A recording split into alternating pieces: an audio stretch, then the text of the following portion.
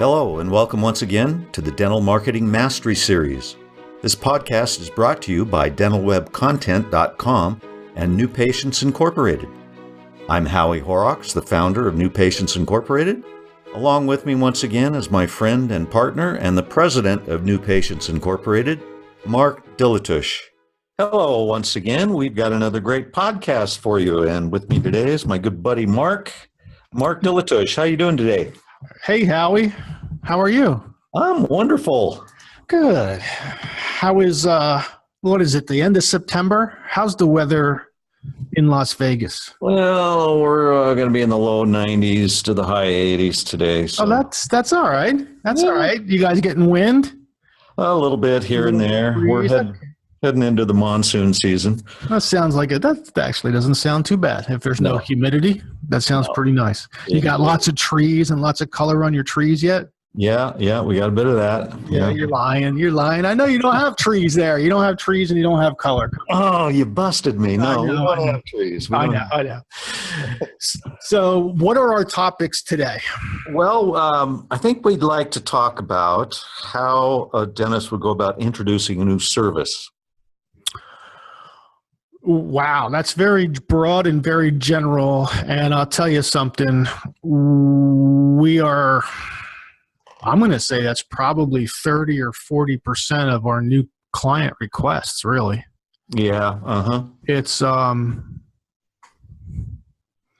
John or Jane Q dentist, been in practice 15, 18 years, kind of comfortable with things the way they are. But they've gotten to the point where they realize that there's, their 30 to 32 treatment chair hours a week can be better spent doing more impactful, fun dental things. Yes, right. Than your basic 2 or 3 surface composite. I think there's a boredom line somewhere around the year 15 to 18. I think that every dentist reaches that at some point. And then they wish or aspire to do more meaningful or more fun or more challenging, whatever, something more interesting to them and something more impactful on the patient type of care. So they go take the courses for it and normally come back all jacked up, like they just got their new uniform for their T-ball league when they were 4. They come running into the room. I'm ready. Yeah. Not me first. I'm ready to go. And that's great. That's awesome. We're all of us here at NPI are proud as hell of all of you who spend your time and away from the practice learning about things to add to your practice's marketing mix. It's wonderful. So with that as the backdrop, you're not odd if you are in that situation. You're actually in the majority of the people that we either hear from initially or certainly are clients of ours on an ongoing basis. Most of our clients have reached that. We actually have some clients that only do what they initially said, I want to expand this part of my practice, and now that's all they do. Yeah. That there's a great little story there. I won't mention any names, but a longtime client of ours, he came to us. He has an associate to do all of the quote unquote regular dentistry. He just wanted to do sleep apnea and short-term ortho. That's all he wanted to do. Right. So, we designed a marketing plan for him and, went after that goal for him. And then, I guess it took probably a good full 2 years. But for a long time now, many years now, that's all he does. Yeah. He doesn't know what a burr sounds like. No. There's no handpiece involved. Oh, I know. It's great. So, and then he's out he's doing stuff. He's teaching people. He's teaching other dentists. Yeah. And then he's saving lives, through his sleep apnea practice. So that's where he gets his juice. And that's not a common outcome by any stretch. It's just one of them. But anyway, so the bottom line is there absolutely is a way or ways to reach out to your local community and tell them about this wonderful new service you're offering. Howie and I will tell you that unless it's cleanings or fillings or extractions, there's about a 90% chance your local community doesn't know what you're talking about. So it will be news to them, might not be news to you, might not be news to other dentists. But many of the most, what would you say, Howie? Probably the recent advancements in dentistry from the last 20 years are very likely, and certainly statistically, are news. Oh, absolutely. To most dental consumers, because dentists are famous for keeping things to themselves. Well, yeah. Well, I mean, we know that's from, the consumer study we did. Not too long ago. And you talk about, we talked about this before, how long's an intraoral camera been available? How about 25 years, know? Right. And it was virtually, not completely, but largely unknown to the survey respondents that we inquired of. And they're going, what's that? Right. So, Yeah. So basically the bottom line there is if you do have a new service that you want to present to the local community, it can be done.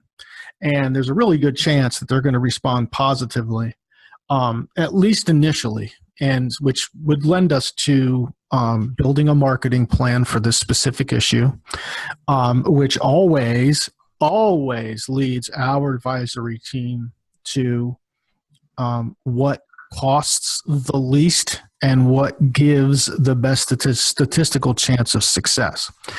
So anytime you add a service and you want to reach out to your local community, always start with your existing patient base.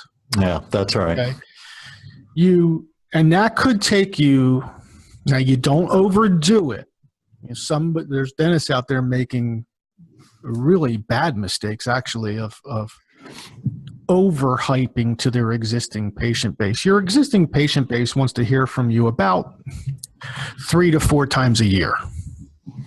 Anything more than that, and they're going to tune you out.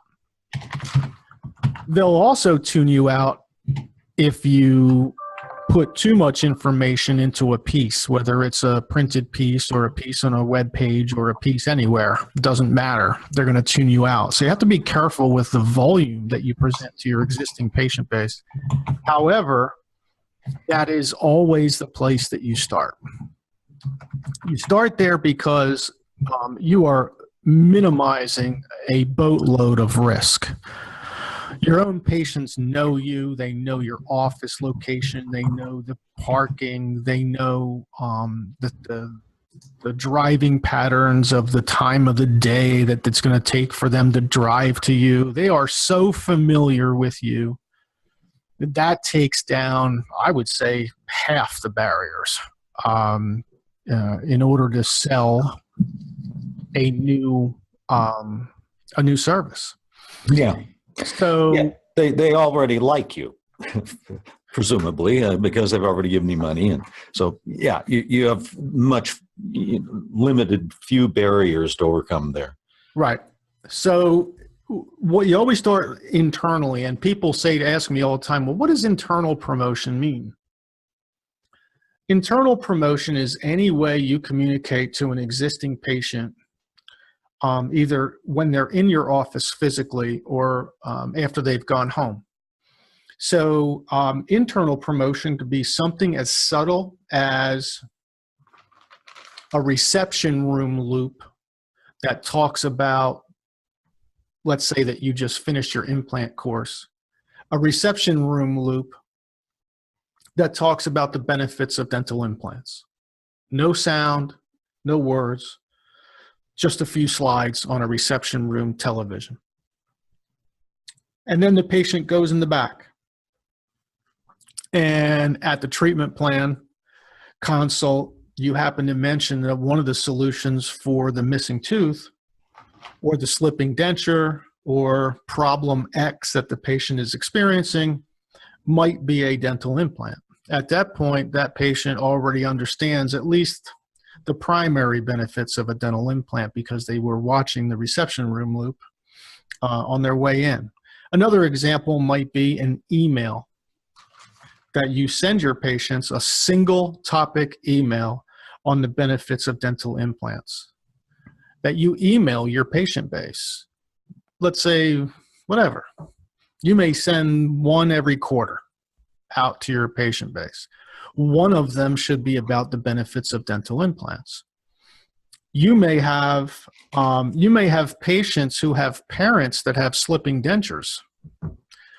There's another thing dentists miss, is they miss the prospects of viral interest. In other words, if you're promoting slipping dentures to a 40-year-old mom who has all her teeth, you think that's of no value. That could be of tremendous value if that 40-year-old mom with all her teeth has a 65-year-old mom with slipping dentures. Okay. Yeah. So, don't underestimate the power of spreading the word. That's my point. Okay. Another really great avenue to promote through is through your social media. Not only your social media, specifically to your established patients. Did you know that you could upload your emails into your social media platforms and find all those, have it find all those people for you? I bet you didn't, but you can, right? You can promote to those folks through your social media, and you might be gaining some non-existing patient exposure on the benefits of dental implants using my example. So internal promotion is something that it should never end. You should never have a existing patient, walk into your office and present dentistry that you didn't do. Yeah. Yeah. That's always a big surprise when, some patient shows up for their recare and they've got a nice bunch of veneers that you didn't do. Right. Exactly. Right. Because they didn't know you were that kind of dentist. It's not their fault. Yeah. Yeah. That's a practice-wide failure to communicate is what that is. Exactly. So the first step in promoting a new service is internal, and we don't want to belabor the point, but we also don't want it to get missed because a lot of dentists miss it. So that's the first place you go, and that's where you're going to get your first success, and that's where you're going to do your first 5 or 6 or 10 implant cases, and that's where you're going to get better at it, and that's where you're going to get the rest of your coursework done. And then once you get the internal down, that doesn't go away. It just stays relatively consistent through the years, and you start to branch out. And you start to add the benefits of dental implants to all of your external promotion. You may have a website. You need a dental implant webpage for sure. Dental implants need to be in your navigation on your homepage. You need dental implants promoted on your social media from time to time, maybe once every 2 months or so, in different ways, using words, pictures, video, animated video, what have you. You need to keep that message out there and keep it consistent. You may want to expand your horizons and do some targeted PPC campaigns, pay-per-click campaigns through Facebook, and target the local Facebook users who are of a certain age, who are of a certain driving distance to your practice, and introduce the benefits of implants to them. There are millions. You may want to create a senior mailer, that guy we were talking about before. That's one of the ways. The dentist that we were talking about prior that does nothing but sleep apnea and 6-month smiles or short-term ortho. One of the ways that he got there was through a senior mailer, which is a direct mailer, properly targeted ages and household income, creditworthiness, and so on and so forth, and properly designed and properly delivered to basically only the people you want to reach. You don't want to reach anybody else. You just want to reach those types of people. Right. And that worked real well, right? So it's not one of those things, doctors. It's in marketing, it's almost never one thing. It's always the proper combination of things, plural, right? That gets you to where you want to go. Also, Mark, I might add that there are, there's sort of call them subcategories. Let's say you already do implants. Okay. But now you've learned that there's a new all-on-4 procedure, right? Right. Kind of all the rage. We've just been doing some videos on those just recently. Right. And it's a fairly new procedure or treatment or process, and maybe you go out and you learn that. And so now you've got not just implants and the benefits of dental implants, you've got the benefits of this particular procedure that have, that considerably makes it easier on your patients than maybe prior procedures. So, subcategory.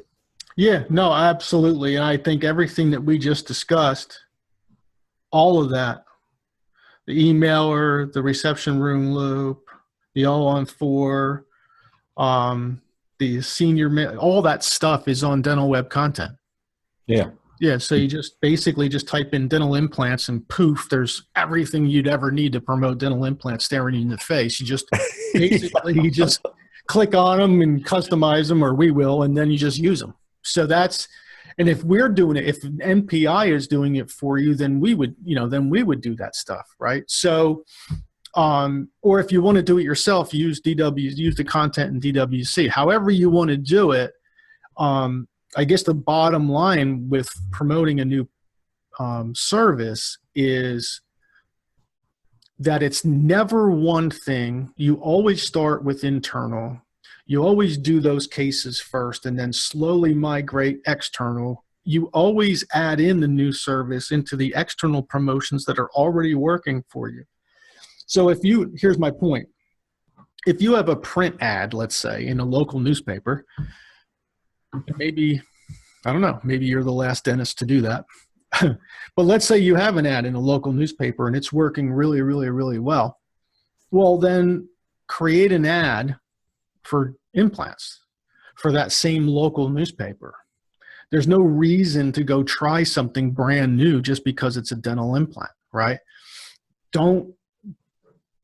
There's always fold in the new service into a marketing initiative that is already working for you before you go try a new avenue. That's right. Okay. Right. If it works, chances are it's going to work for a different subject. That's my point.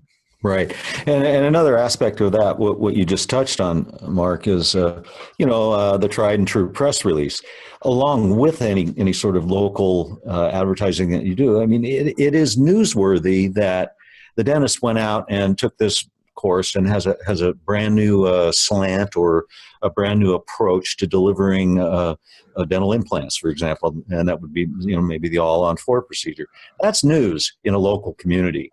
And you can get press releases, especially if you also buy ad space.